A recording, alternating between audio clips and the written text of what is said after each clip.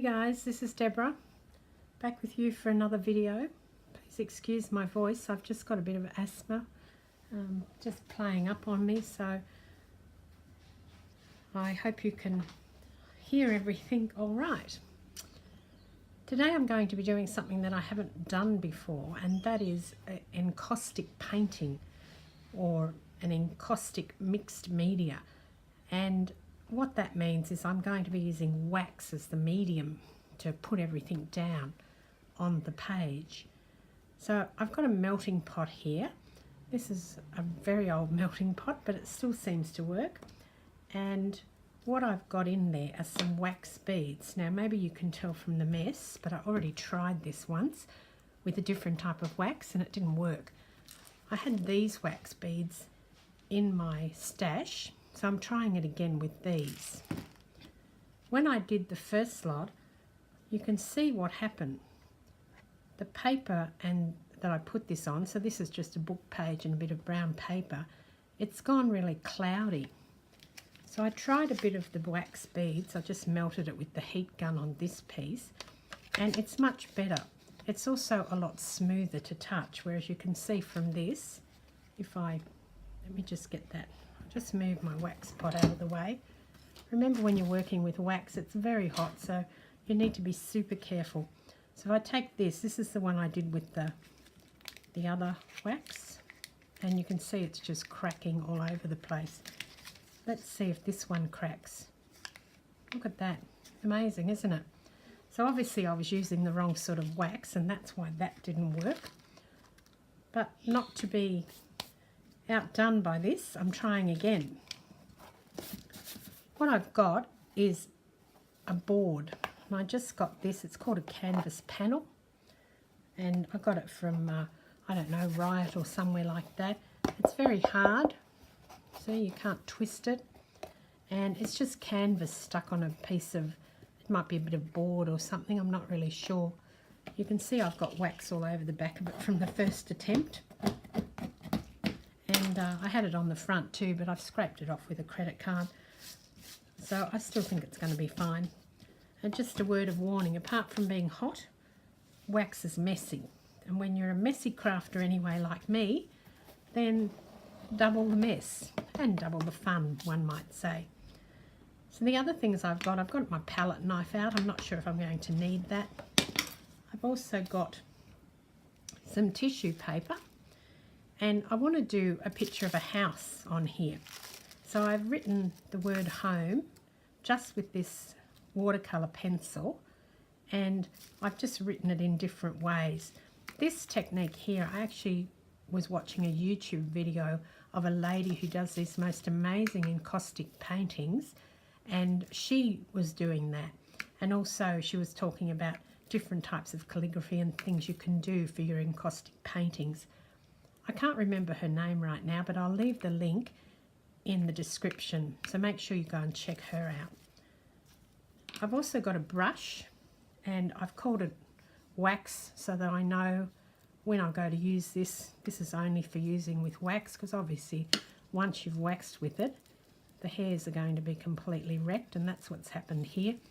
It's only a cheap brush, again probably from Riot, or I think you can even buy them in the cheap shops.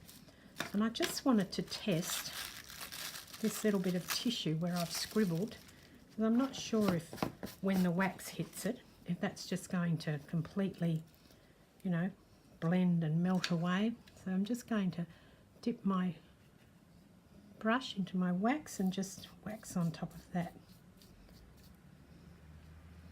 Oh no, that's fine. So that's what I want it to do. I want it to maintain its integrity, so that you can see the words. The other thing that I've got is I've got a piece of brown paper. It's just an old brown paper bag, and a page from a book. I'm just going to work out where I want the house, and I think that I want it off to the left here. I don't want it in the centre, that's not going to look very good. And I'm going to just tear the paper. So this panel measures 8 inches by 8 inches, so you'll get an idea of scale that I'm working on. And I'm just going to tear it off at the top. Let's see how that looks. And then I want to put a roof on it. Again, you could measure and cut this if that's your style. I'm just going to tear it.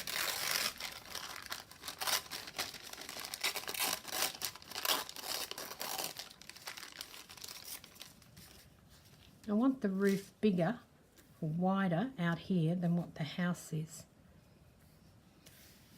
So that's not too bad, that's a bit quirky. So the first thing that you'll need to do is once your wax melts, you need to put several layers of wax onto your board. At least that's what I think you do. Let's go. What that's going to create is going to create a base to embed your pages into. I'm going to start doing that.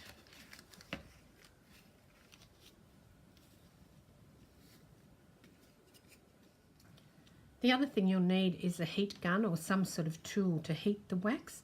What that does is between the layers it actually makes them stick together. So I think you just give it a bit of a go over.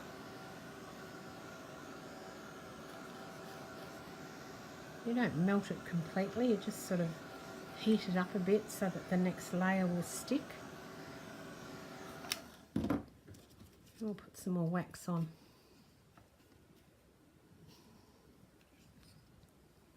Remember, if you're going away out of the room, turn your wax off, otherwise you might find you burn your house down. We don't want that.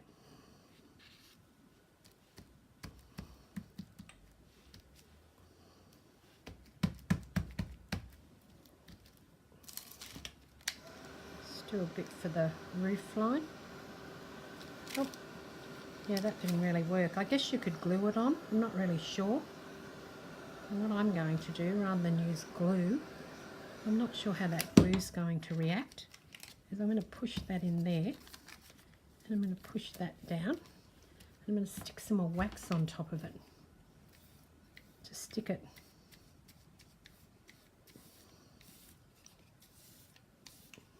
Now you need to do several layers over the top, and the reason that I'm doing several layers over the top is that I actually want to etch into it and then put some ink over the top.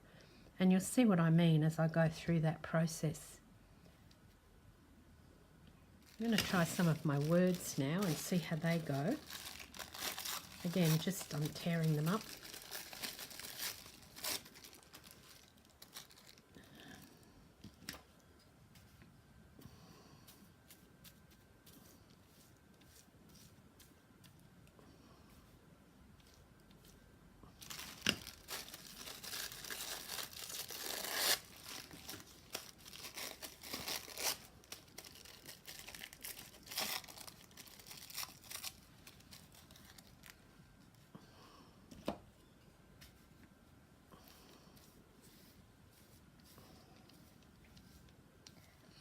At least that works well. They're not dissolving or anything.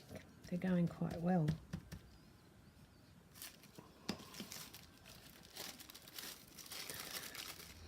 So what's happened is, because I've waxed over the top of that other home, it's kind of gone into the... You can't really see it anymore. I'm just going to persevere. And I'm going to ask at the craft shop what the hell I've done wrong, but I do think it's just the wax. The type of wax isn't meant to do this with, because you just can't see it anymore. And before the wax gets too hard, I'm going to just cut into it, and I'm just using a pokey tool. I'm really just going to cut into it like this.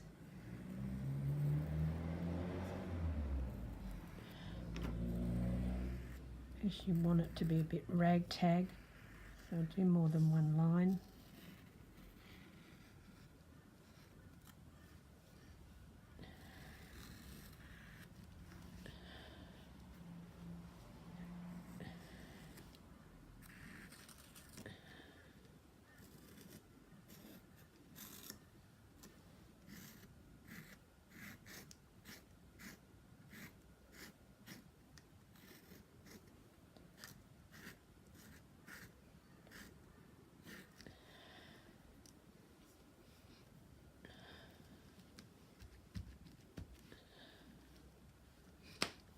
Now I'm just going to get some ink and put some ink into those grooves.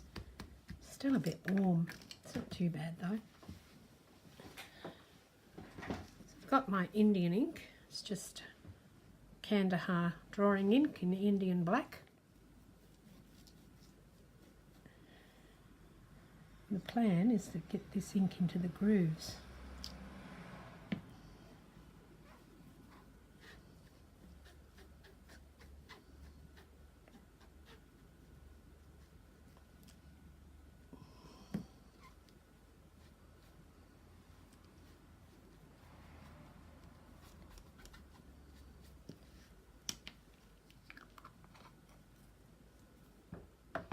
I'm going to take a wet wipe and hopefully wipe that off.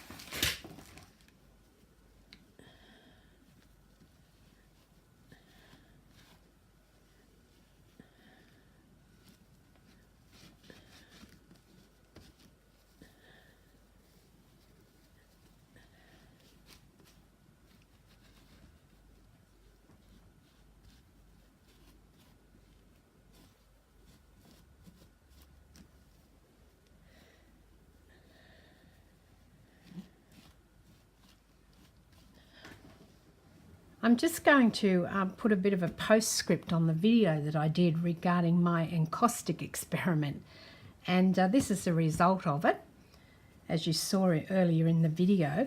But what I've since found out, since I've been doing a bit more research into this, is that, as I mentioned in the video, the wax that I used isn't the correct wax. So what they do is they mix beeswax with another element. So there's a couple of different things that you can use to create your encaustic wax, and therefore it won't dry as cloudy as what mine has dried. But what I've also found in doing my research is that that wax is incredibly expensive. You know, it's $80 or something for a kilo, and I'm really not going to get into it that much, so I don't want to spend that sort of money. But what I have found is that there's a couple of different things that you can do to imitate this look. One is using clear embossing powder, and the other one is using a medium, some sort of medium, to create that look. So I'm going to be doing videos on both those. Meanwhile, I'm really happy with my piece, even though it is a bit cloudy and you can't quite see, you know, the writing under here that I did, but I really like that it's a bit different, and oh, it just smells divine. It smells like, well, it smells like beeswax, but to me it smells more like lanolin, and it reminds me of being in the shearing shed growing up when I was a kid. So I just think it's divine, and I'm really, really happy with it. The downside of having the wax like this is that the stuff that they add to it is actually a hardening agent, and so this wax here that I've put on, which is just the raw beeswax, is quite soft still. And so if you even put that into the sun, say you had it on display and the sun was hitting it, the beeswax would soften.